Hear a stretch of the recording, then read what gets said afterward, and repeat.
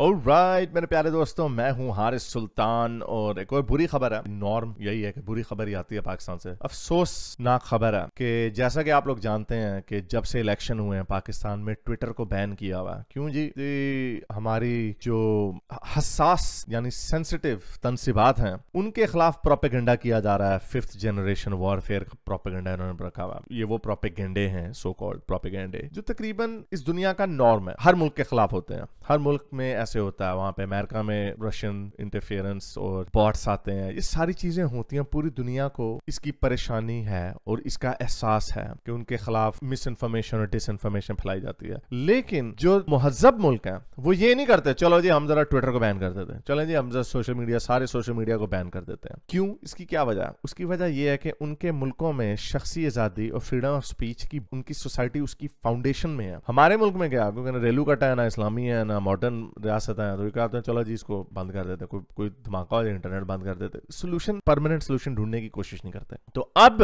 Twitter तो ban था ही था। पीपल्स पार्टी ने, क्योंकि ये जो रेलू कटा हुकूमत बनी है, इन्होंने जाहिर बात है माई बाप के आशीर्वाद से बनी है, उनकी चापलूसियां करके बनी है। बारी बारी खेलने आते हैं, इनको ना जमहूरियत से इंटरेस्ट है, ना इनको अवाम से इंटरेस्ट है, ना इनको मुल्क के फ्यूचर से इंटरेस्ट है। और अवाम भी आपको पता है कैसी है। तो उन्होंने अभी एक टेबल बिल किया जिसमें उन्होंने कहा कि सारे जो सोशल मीडिया के प्लेटफॉर्म्स हैं उनकी छुट्टी कर दें, इंक्लूडिंग टिकटॉक एंड फेसबुक। अब तक होता ये था कि टिकटॉक से थोड़ा डरते हैं क्योंकि चाइना का, और इसलिए उससे थोड़ा डरते हैं, उसके नहीं कर सकते। ट्विटर इन्होंने बैन कर दिया। फेसबुक ऑलरेडी इनके बड़ा नीचे है। फेसबुक तो अगर आप कोई भी कंप्लेंट करें, मुझे पता है कि जो कुछ यूट्यूबर जो फेसबुक के ऊपर कंटेंट डालते हैं वो बड़ा सेंसर करके डालते हैं। यूट्यूब में थोड़ी इनको आजादी है, लेकिन यूट्यूब पे धबड़धूस चल रही है। ठीक है, यूट्यूब ने इनको एक रियायत दी जब पाकिस्तान ने यूट्यूब बैन किया। इन्होंने कहा कि चलें जी अगर मजहबी बातें होंगी तो हम उसको उड़ा देंगे। वो भी एवं ही नहीं, हर चीज को उड़ा देंगे। वो एक मूवी बनी थी, एक इनोसेंस ऑफ मुस्लिम्स और समथिंग लाइक दैट, जिसकी वजह से इन्होंने पूरे साल 2 साल यूट्यूब बंद रखा था। फिर उन्होंने यूट्यूब और इन्होंने एक कॉमन ग्राउंड ढूंढी। इन्होंने कहा चलें जी हम एक कॉमन ग्राउंड ढूंढते हैं, अगर बहुत ज्यादा गुस्ताखी होगी तो हम उसको उड़ा देंगे। फिर उसके बाद एक्स मुस्लिम मूवमेंट भी आ गई। हम लोगों ने भी बातें की जो इनके स्टैंडर्ड के हिसाब से गुस्ताखी के जुमरे में आता, लेकिन यूट्यूब ने हमें बंद नहीं किया। और आप देखें कि डिस्कोर्स आगे गया। डिस्कोर्स ऐसे आगे गया कि पाकिस्तानियों को भी इस बात का एहसास हो गया कि देखें जी एक्स मुस्लिम्स हैं, कुछ लोग हैं जिनको हम गुस्ताखी समझते थे और वो गुस्ताख हैं या मुर्तद हैं। तो उन्होंने कहा चलें जी हम एक दरमियाना रास्ता। इस तरह सोसाइटीज इवॉल्व होती हैं, उस तरह सोसाइटी इवॉल्व हुई और ये अच्छी चीज है फॉर पाकिस्तान। और अभी भी हम बहुत दूर है मंजिल से। ये अगले 5-10 सालों में इस चीज की आदत हो जाएगी कि हाँ भाई ठीक है हम मुसलमान है, ठीक है वो मुसलमान नहीं है, कोई बात नहीं, वो मुर्तद है, कोई बात नहीं, इसमें कोई बुरी बात नहीं, हमने सरतान से जुदा नहीं करना। अभी जो ये इचरे में वाकया हुआ सरतान से जुदा का, इसको जलील किया गया। अगर ये क्लोज सोसाइटी होती, सोशल मीडिया ना होता, तो ये जो इन्होंने हरकत की ये अर्बन लेजेंड बन जानी थी। लोगों ने फखर से ये बातें बतानी थी। सारी बात अब पूरे फैक्ट्स नहीं होने थे, अर्बन लेजेंड इसी तरह ट्रांसफर होती है। आपको वो जिसने रंगीला रसूल वाली किताब पे जिसका कत्ल किया था, मलून इल्मुद्दीन, कोई गाजी कहते हैं ना, गाजी कहां से मर गया वो तो गाजी एवं यहाँ पे नाम बनाए हुए हीरो बनाया। वो सियालकोट का लामा इकबाल कहता तो देखो जी कुम्हारों का मुंडा लड़का हमसे ज्यादा आगे ले गया। इस तरह की अर्बन लेजेंड्स बनती हैं। तो फिर उसका रिजल्ट क्या निकलता है? एक ब्लास्फेमी मॉब क्रिएट होता है। तो सोशल मीडिया इन चीजों को चेक में लाता है। और अब इन्होंने वजह क्या बताई है? इन्होंने वजह ये बताई है, और ये सिर्फ इमरान खान के खिलाफ है क्योंकि इमरान खान सोशल मीडिया में बड़े पॉपुलर है। इन्होंने एक वजह उसमें ये उन्होंने दिया,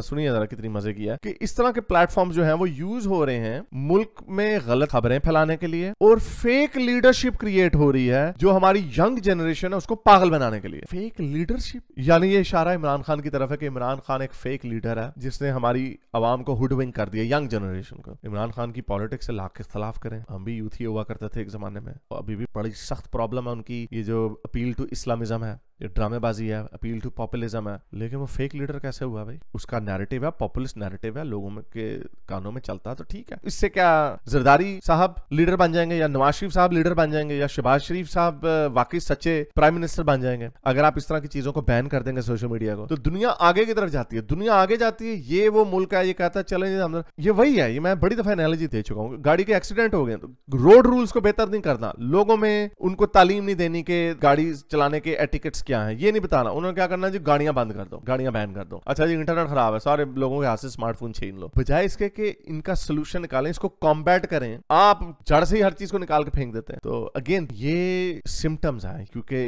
इस मुल्क के साथ अनफॉर्चुनेटली ये बना गलत बुनियादों के ऊपर था। इसका कोई सोल्यूशन नहीं था, कोई डायरेक्शन नहीं था, रडरलेस शिप है ये, जिसकी वजह से इनके पास कभी कोई सोल्यूशन आता नहीं है। ये अपनी इजारादारी कायम करने का। इसके अंदर एक क्लॉज ये भी है कि जी हमारी फौज के खिलाफ बड़ा खुलकर बोला जाता है और यूट्यूब पे जाहिर बात है तनकीद होती है। इन्होंने कानून लाए, इमरान खान के साथ ही लाए कानून, इमरान खान की हुकूमत में ही कानून लाए थे कि जी फौज के ऊपर जो कोई तनकीद करेगा उसको कुछ 3 साल कैद हो जाएगी। देखो गुस्ताखी से कहां तक बात जाती है, और पाकिस्तानी अवाम भी मजा लो मजा। जब आपने गुस्ताखी के ऊपर कहा कि कोई दिल आजारी होती है तो फौज की बात पे भी दिल आजारी होती है भाई, उनकी जर्नलों की दिल आजारी होती है। दिल आजारी अगर म्यार है तो फिर तो कोई भी चीज म्यार हो सकता है। अब आगे देखिएगा ये भी होगा कि अगर किसी ने वजीर आज़म के खिलाफ बात की सोशल मीडिया में तो यही होता है, लोग नवाज शरीफ को गालियां दे देते हैं, शहबाज शरीफ को गालियां दे देते हैं, जरदारी को गालियां दे देते हैं। ऐसे कवानीन भी फिर आ जाएंगे कि आप किसी को गाली दोगे सीधा अंदर। अगेन आज से 100 साल पहले तो ये चीजें चलती थी, दुनिया कहां से कहां पहुंच गई। ट्रंप का मजाक उड़ा लो, बाइडन का मजाक उड़ा लो, आजाद मुआशरों में ये होता है, उनकी और प्रॉब्लम्स हैं, लेकिन उसका सोल्यूशन ढूंढा जाता है। ये नहीं होता कि आप जी चलो जी सोशल मीडिया बैन कर दो, हर बोलने पे पाबंदी लगा दो तो मजा करें। ये पाकिस्तान का फ्यूचर है। आई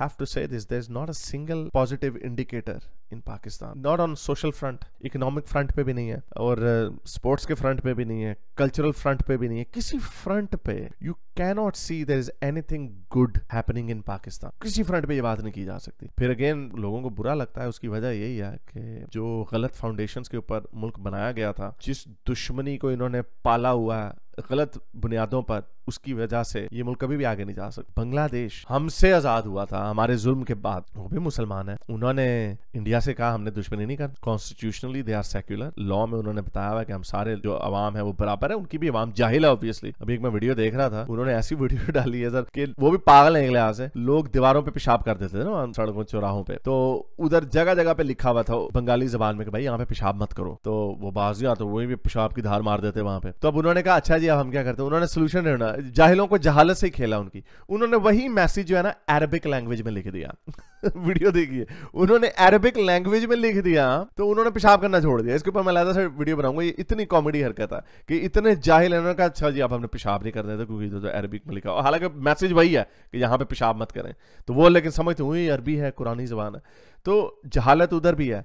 लेकिन उनकी जो टॉप की लीडरशिप है, उन्होंने कहा हमने इसको कुछ करना, हमने मुफ्त की दुश्मनी नहीं पालनी, हमने ये मजहब की चवलियों के अंदर नहीं घुसना। जमात इस्लामी के मौलवियों को उन्होंने सजाएं दी हैं, फांसियां दी हैं। उन्होंने कहा हाँ भाई हमने आगे की तरफ देखना। तो उनकी जो फाउंडेशंस है ना, they are better, you know why, because they are one people. वो बांग्ला हैं, सारे बंगाली हैं, वो चाहे हिंदू हो या उधर के मुसलमान हो, वो बंगाली हैं। उनकी जो कोहिजन है that is more plausible than the so called cohesion of Pakistan. Balochi वो हैं, वो अपने आप को आपसे अलहदा समझते हैं। पठान अपना समझते हैं कि उनके सारे भाई बंधु अफगानिस्तान में हैं। पंजाबियों ने अपनी बदमाशी कायम की हुई है साउथ पंजाब में, और उनके साथ सुतेला वाला सलूक होता है। सिंधी बेचारे उधर के आप लोगों को समझते नहीं, उनको भी आप अजीब ही चीज समझते हैं। उसके अंदर बीच में उनके सबसे बड़े शहर में आपने मुहाजिर लाकर रख दिया उर्दू स्पीकिंग। तो ये क्या है, ये मजाक है, ये मुल्क नहीं है। जिन चीजों के ऊपर, आर्टिफिशियल चीजों के ऊपर आपने लोगों को यूनाइट करने की कोशिश की मजहब के नाम पे, वो मजहब भी माशाल्लाह वो चुना जो यूनाइट कभी हो ही नहीं सकता। सुन्नी शिया के फिरके, सुन्नियों के अंदर इतने फिरके, फिर उस मजहब के अंदर, सुन्नी मजहब के अंदर जो हनफी मजहब यहाँ पे सबसे डोमिनेट है, उसके अंदर बरेलवी देवबंदी जो आपस में एक दूसरे के इट कुत्ते का वैर है जिसे कहते हैं। तो किस चीज के ऊपर यूनाइट, फिर आपने उर्दू जबान की, उर्दू जबान के ऊपर यूनाइट करेंगे, आपने बांग्लादेश खो दिया। उन्होंने कहा दौड़ जाए इधर से।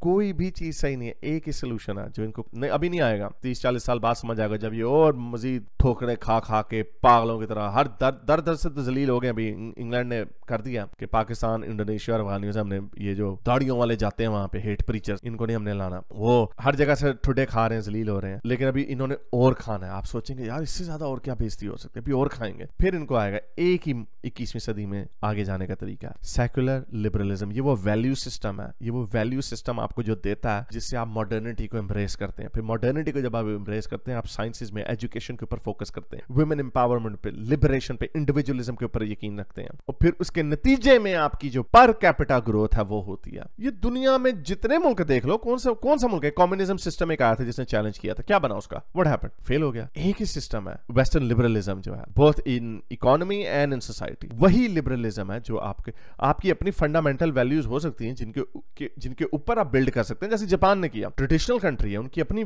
कल्चरल वैल्यूज है। इंडिया को देख लें, इंडिया के अपनी ट्रेडिशनल कल्चरल वैल्यूज हैं, लेकिन उसके ऊपर उन्होंने मॉडर्निटी को अपनाया। उन्होंने वेस्टर्न लिबरलिज्म, वैसे वो मानते नहीं है, लेकिन लिबरल पॉलिसीज को उन्होंने एक्सेप्ट किया। जो ये सारी वुमेन एम्पावरमेंट और इंडिविजुअलिज्म और ये सारी चीजें उन्होंने अपनाई, बेशक on top of their existing cultural values. आपने भी अगर एग्जिस्टिंग कल्चरल वैल्यूज अपनी रखनी थी थी इस्लाम की, ठीक है हम मुसलमान हैं जी बस कह दें, लेकिन जो मेन वैल्यू सिस्टम होगा लिबरलिज्म के, औरतें काम कर सकती हैं, औरतों को एजुकेशन दी जा सकती है। हालांकि ये भी इन्होंने पाकिस्तान में ढकोसला बनाया, औरतों को इस्लाम इजाजत देता, कोई इस्लाम इजाजत नहीं देता औरतों की पढ़ाई की, कोई इस्लाम में इजाजत नहीं है इस बात। लेकिन रेलू कट्टा चलाने की कोशिश की, लेकिन सही तरीके से उसको अपनाने नहीं दिया क्योंकि मौलवी छोड़ दिए ऊपर। एनीवे ये उसी का रिजल्ट है कि अब देखें, अब ये सोशल मीडिया भी बैन कर रहे हैं और इसी तरह करते रहेंगे और ये आगे नहीं पीछे की तरफ जा रहा है। इसे फुल स्पीड पे रिवर्स गियर लगाया और रिवर्स की स्पीड जो है ना बढ़ती जा रही है। तो एनीवे अपना ख्याल रखिएगा, इस वीडियो को लाइक करें, शेयर करें और नीचे कमेंट्स अपने ख्यालात के साथ जो करें। अब तक के लिए इतना, अगली वीडियो तक साइंस हाफिज। अगर आपको मेरी ये वीडियो अच्छी लगी तो मेरे चैनल के मेंबर बनिए, पेट्रन बनिए या फिर आप मुझे बाय मी या कॉफी में भी सपोर्ट कर सकते हैं।